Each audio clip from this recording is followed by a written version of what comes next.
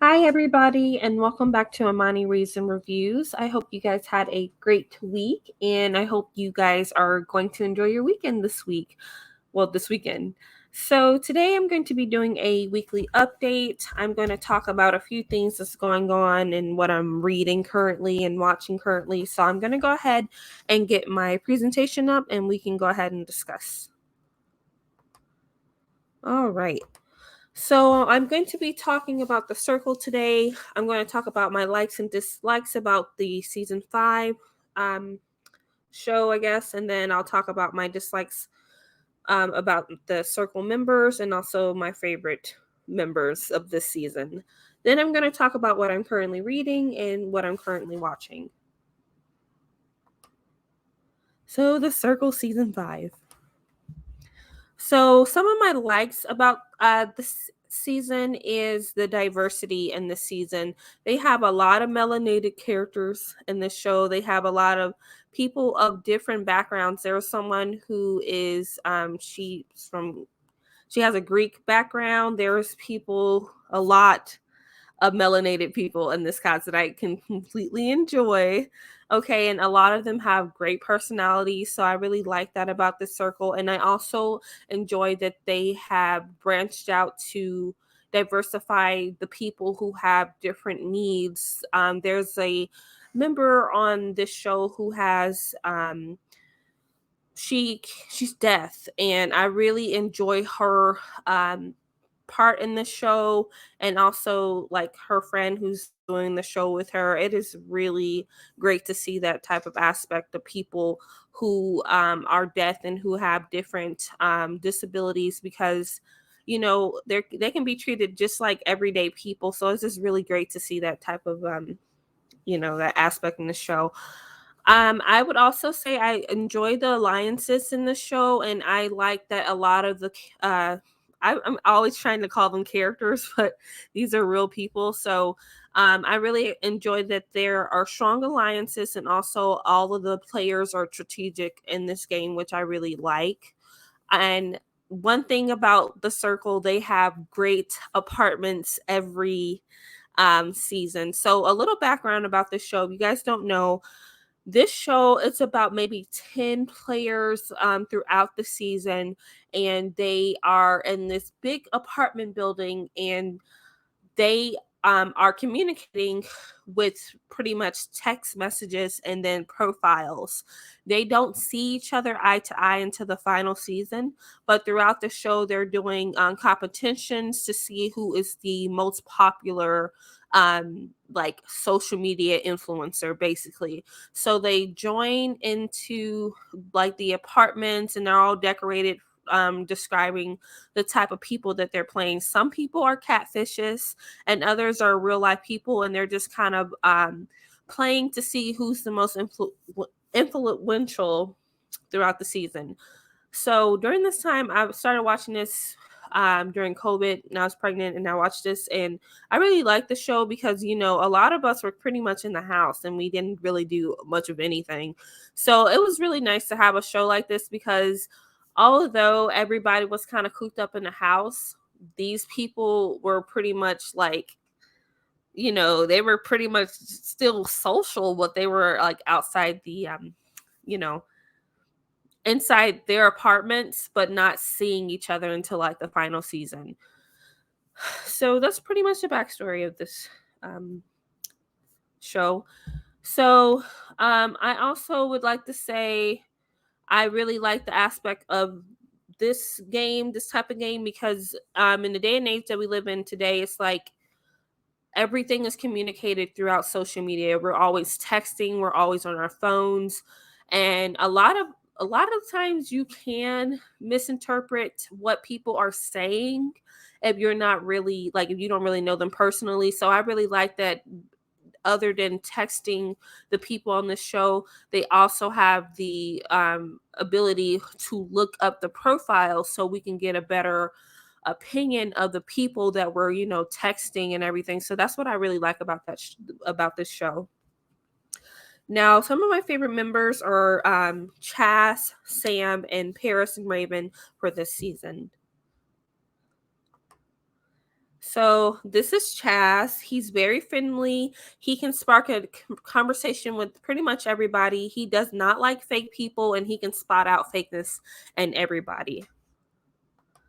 Then we have Sam. She's really competitive. She is a go-getter and she's creative and she's a great friend. And I would say she's really easygoing. I feel like she's really like close with everybody, but she can also spot out fakeness in people too. She's very strategic with the alliances and friends that she has in this season. Now we have Tom. Tom is by far my favorite member in this game, and I'm not sure if you guys are up to date with the game, but he went home yesterday. I watched the current episodes of the Circle yesterday, and unfortunately he went home because it was like an automatic block for him because he was like the like really low on the scale. So other thing that I forgot to mention, these people are rated like every other day, I believe, but they're rated. So if you are at the bottom, you're pretty much, your chances of getting blocked is like really high. But sometimes when you're in the middle, you can definitely get blocked too, because the first two people are the influencers and they determine all the other players and whether or not they stay with the circle. And if they don't, they are blocked. They cannot message anymore. They will be gone. You will not hear from them until the final season, that last episode where everybody meets up in person. So Tom is a comedian. He's really funny and friendly with everybody. I feel like he's really down to earth. He kind of talked about his personal life. A lot of people thought he was pretty much like a clown and everything.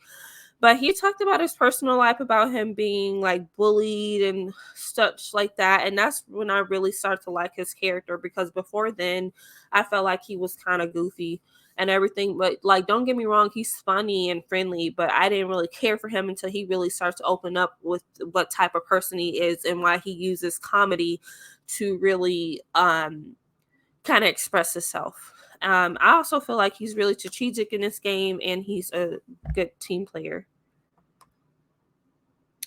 Now we're going to talk about Raven and Paris. Raven is the life of the party. She's very friendly.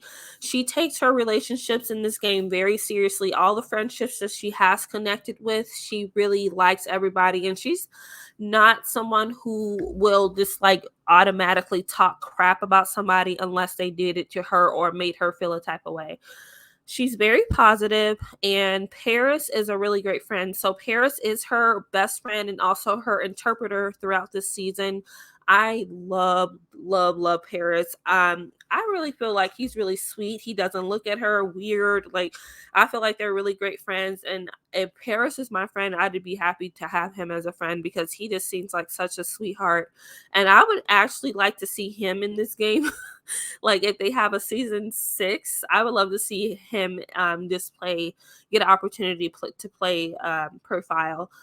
Yeah, I really like this pair. They're definitely my like if it wasn't like Tom, if it wasn't for Tom, they would definitely be like um my favorite members of the season. And I do want to mention that Raven, yes, she is deaf. And that's why she does have Paris, her best friend, as an interpreter.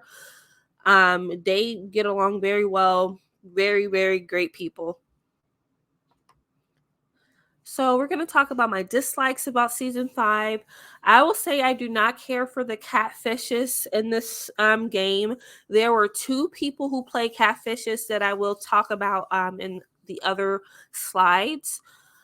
I do not like that they brought back older players in this season simply because it just became a huge chaotic mess and it wasn't really given what it was supposed to be given, and it kind of made me like turn it off for like a day last week and then turned it back on. So my dislike members are Brett, Xanthi, Jennifer, Tamira, Shubham, what's his name? Shubham and Marvin. Now, the first season, they called this guy Shuby, so I'm just going to call him Shuby because although his name is Shubham, that's how you pronounce his name, Shubham. But I forgot how to pronounce his name. So we have Brett. I feel like he's just such a show off. Like, he's not really interesting to me in this season, and he's just really quiet. Like, I felt like the way he described his profile, it didn't come across when he was interacting with the other characters. And I felt like once he looked at all the other characters, he probably felt like he was out of place, and thus was the reason why he definitely didn't show who he was as a person. Now we have Xanthi. I actually did like Xanthi, like when I first like really met her on the season. But one thing about her, her background is she's a model. Like, she's very gorgeous and everything.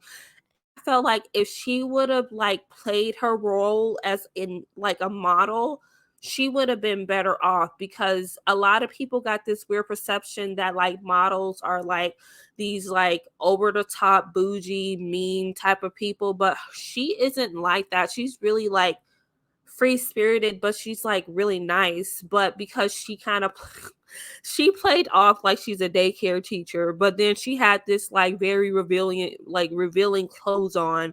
So automatically everybody in the group were like, okay, yeah, she's really pretty, but she's definitely not no daycare teacher. So she was pretty much outed the first episode and went home.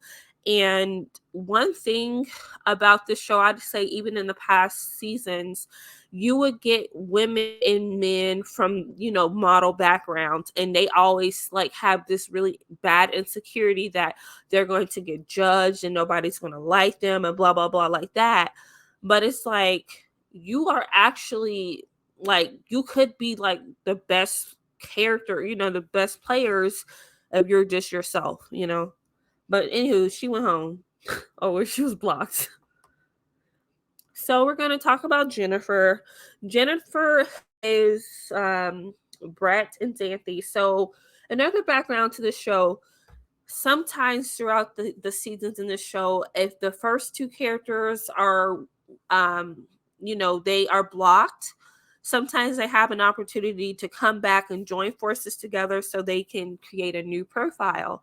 So Brett and Xanthi made Jennifer. Um, Whew. So Jennifer, I liked that they made Jennifer. I thought that Jennifer was doing a very great job when she first came on the scene. Now I started having issues with Jennifer because she would join forces with like the other new characters coming into the game and completely forget about her older members that she was creating alliances with. So she was kind of going back and forth and being really wish-washy with who she had her alliance with. And she kept making the excuses, because Jennifer, by the way, is like an older Caucasian woman, very free spirited, hippie type of vibes, right? So she's just like the auntie to the group. She doesn't feel like she is mean to everybody, blase, blase. That's pretty much what Brett and Xanthi wanted Jennifer to be. But towards the end of the few episodes last night, honestly, they pretty much messed Jennifer up. Jennifer was in so much mess, and now Chaz and Sam don't believe her, because when we're gonna talk about Shuber, or we're gonna call him Shuby. Dang, I'm so sorry, Shuby. I keep messing up your name. If you ever watch this, you probably won't understand. But I keep butchering that man's name. But he joined forces when Shuby went home because of the character he played. He decided to pass along like this immunity to Jennifer, and Jennifer was the one who actually went in and had the opportunity to get somebody else's profile to be hacked. So she ended up hacking Chaz's profile because he's the most popular, circle member. And it just kind of created a huge mess for Jennifer because she was just like kind of this loving auntie, and then she just turned into this big old liar that nobody can trust now. And I hope that she goes home because I'm really not digging Jennifer like how I used to. I'm just like, okay, you can go now. All right. So we're gonna talk about Tamira. Oh my god, by far she is the most annoying person around. And it's only she's playing a catfish. This woman right here, this is not even Tamira. She's playing a catfish of this gorgeous black woman with this big old afro who got a huge personality that does not match this woman that y'all see right now. This woman right here is so annoying. Like, oh my god, like she does not know how to play a quote unquote. Wait, I can't say that because I feel like I think Tamira was bisexual or something like that. So I can't say that she's playing a straight woman because she's not. But I will say Tamira is very like the girl that I just described. Tamira is very like girly and like she's into makeup and like art and all that stuff. This woman here, she don't know how to play Tamira. Like what she put in Tamira's profile doesn't match what she's trying to convey against the other players, and she gets herself into a lot of issues because of that. And she's really sneaky. Like you can't even trust her. And honestly, like I know this is a game and she's trying the best she can to like try to win and like win people over, but it's not giving what it's supposed to be given. I want her to definitely go home because she's annoying and she's just always there. And this girl, oh my god. So y'all gonna know who Marvin is in the next slides. But her and Marvin had a date this week, y'all, or last week, and she got. And this is the reason why when you have these girl groups and stuff and you have alliances, even like in real life, you need to shut up sometimes and hear people that you're trying to be friends with. Okay, don't come out and try to act like you're this big and bad, like, oh, look at me, I'm bougie, I'm cute, oh, I got your man type of guy or girl, because nobody wants that. Okay, because you don't know whose toes you're stepping on and it makes you look really dumb. And this is like, she just looks dumb and I don't like I don't like that for her. Like I really don't, because she could have did that way better. And I feel like she's just trying so hard to like not be girly. But if you trying to win, you need to like grow up and stop acting goofy, because you're gonna get blocked and you should get blocked. Jesus. Anywho, now we're gonna talk about Shubham. And that's how you pronounce his name, y'all. Okay. I keep messing up this man's name. Okay. He was actually in season 1. He was my favorite character and my favorite member in season 1. And this season 5, he's not so much my favorite character or my favorite member, because he's really aggressive. Like he is playing this woman named Sasha, and Sasha is, I don't know. Sasha's very much misunderstood. I think that she had a career in STEM, but she kind of has like a lot of revealing like pictures and everything. Like the way she comes off is definitely not what Shuby was supposed to try to get her to come off or come across as. And Shuby ended up going home literally like 2 days into his time in the circle for this season, because he was just so dang on boring and he didn't mesh well with any of the other character or the other members, because he was so aggressive. Like he wanted people to like Sasha so bad, but Sasha wasn't really like giving anything. She barely participated in the conversations. She barely really stepped out of her comfort zone. And then there's a part where in the show where I guess she got offended because they were doing some anonymous type of like text message thing, and she got offended and she was like, why do you think blah blah blah, and like maybe you got me confused. Like she literally called out like so many different like members in this season, and she ended up getting ranked very low, and she ended up going home. So she ended up giving Jennifer the immunity because sorry, um she was, yeah, when Shubham went home, he had the opportunity to give immunity to Jennifer, thus creating Jennifer the ability to become like, hack somebody else's profile. So, anywho, that's that. Now we have Marvin. Oh my god. Ugh. This guy is so annoying, bro. Oh my god. Like, he's like the second character that I cannot stand.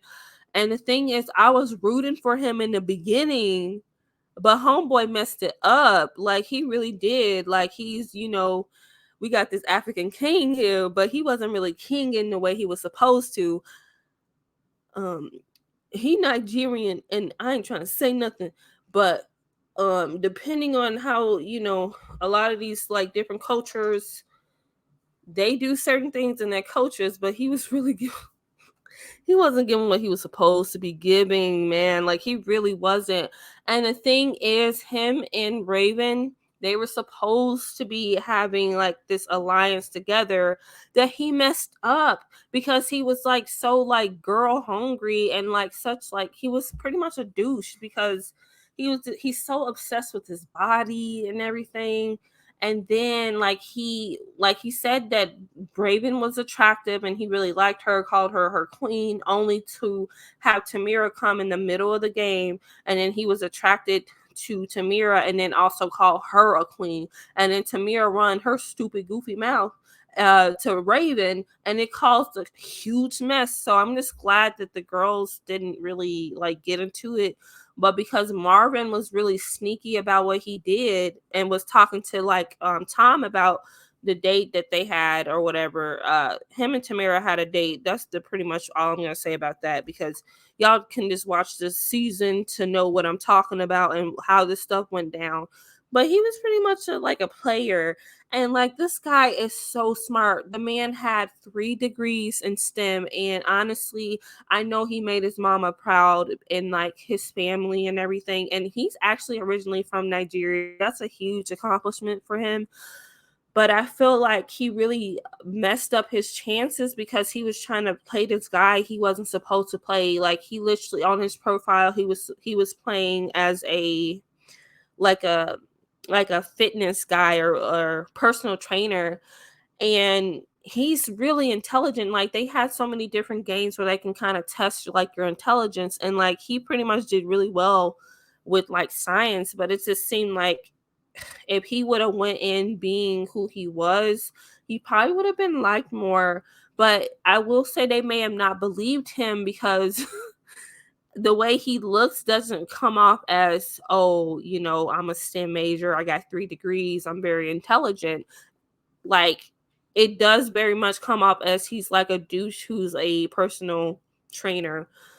Other than him messing up with Raven, like, he was a pretty much a really great character. He got along with everybody. Like, I will say he got along too well with some of the men too, because like for him, he's talking about he's a feminist and he's down with like the LGBT rights and all this and that. But because of how he came off, none of that stuff was true, because he made himself look like an ass. Like, honestly, he really did. Like, his profile didn't match who he was supposed to be. But I was rooting for you, Marvin. We was all rooting for you, and you messed up like that. You should be ashamed. Oh my god. Anywho, I will also say his face don't match his body. Okay, like every time I look at him, I was like, it just don't match because he got a baby face to me. Like, I don't know. Like, I'm gonna be real. I don't think he's attractive. Like, I'm sorry. I just don't like. I know everybody probably would think that he's attractive because like a lot of the girls in the show thought he was attractive and everything, but I feel like his face don't match. And honestly, like, what really made me mad about him was this everything I just described. But I felt like the reason I really don't like him is because he made himself go home. Like, he literally had it in the bag. Like, the man was always ranked high all the time, and he had it in the bag and then like messed it up, like fumbled his chances, fumbled them. Now I will say, like, before he went home, he did have an opportunity to meet one of the players and he went straight to Raven. So I really like that. Like, and I really like how he talked to Chaz to try to win back Raven's trust. And he was just trying so hard to just win back her trust. So I really felt like he was a really good like, friend, I guess. But I was rooting for you. You messed up, Marvin. Oh my God. Jesus. Anywho, so we're going to talk about what I'm currently reading. And I'm currently reading The Drifting Classroom. I read up to 100 pages. It's a manga book, so it's really not that hard to, like, read. So this book is about a young boy who's a preteen who's having a lot of issues with his mom. They're both not seeing eye to eye, and it's simply because he's aging and the mom is pretty much trying to baby him. So she's like taking away his like favorite toys, throwing things away without asking him. It's pretty much in his way, and he's just wanting to kind of have that freedom away from his mom. So they had a big fight. So far in the book, they had this big fight, and they simply said, "You know what? I don't want to see you again, and I don't want you coming back to my house." And he said, "Well, I'm not coming back." And one day, they had that wish, and they were just like they don't want to see each other again. And what happened was something they both soon was going to, pretty much regret, because he was gone. He's gone. I feel like this is like a alternate universe. Simply because they were pretty much blasted to another like dimension, basically. I'm just saying that. Now there's a lot of different theories in this book. I've read this before, but it's been like 2 years since I've read it. And I have all of the mangas, the 3 mangas to the book, so I just want to reread it and review it. um, I will say that this is definitely a horror type of manga, and you have to be prepared to read this. I know 2 years ago, while I was reading this, I was like in tears. I was crying reading this because it was just very scary. But I'm doing fine right now, and it's probably because like not all the crazy stuff has happened yet, what I've read so far. But I'm definitely going to be reviewing this, and this will be like my second book or manga review. I am going to be putting a hold to a romance book that I was reading, because I'm simply not interested in it at the moment. So I kind of want to read this first and, get this out of the way, this series out of the way, and then go on to my next book. But this is what I'm going to be reviewing. And then this is what I'm currently watching. And this is Little Woman. This is a Korean K-drama or on Netflix that I am absolutely enjoying. This is a really great cast. It's a really great show, and this show is pretty much about 3 sisters who are abandoned by their parents, their neglectful parents. They find themselves wanting a life of luxury, wealth, and belonging. But, to find that stuff, they pretty much got into a group of people who, they're pretty much in trouble because they got connected with a group of people who are extremely powerful, and they can pretty much end a life if they wanted to. And I have 3 more episodes left in this series, and then I'm going to go do a review. So next week, you all are going to see either a review on Little Woman, or you're going to see the review on the first book of Drifting Classroom. It depends on which one I finish or have time for, but I definitely want to stay consistent on my channel, at least posting once a week, so you guys can kind of know what's going on in my head and what's what I'm reading and what I'm watching and everything like that. So yeah, this is pretty much the end of this video. Again, thank you guys for watching. I really appreciate it. And if you guys can like, comment, share, and subscribe, that would be great. Send people my way. I am trying to grow my channel and everything, but I also would love to get connected with people to collab with and, read books with and start like a little small little group of people who like to read and review things. So that'd be great. But anywho, you guys enjoy your weekend and I will see you guys sometime next week.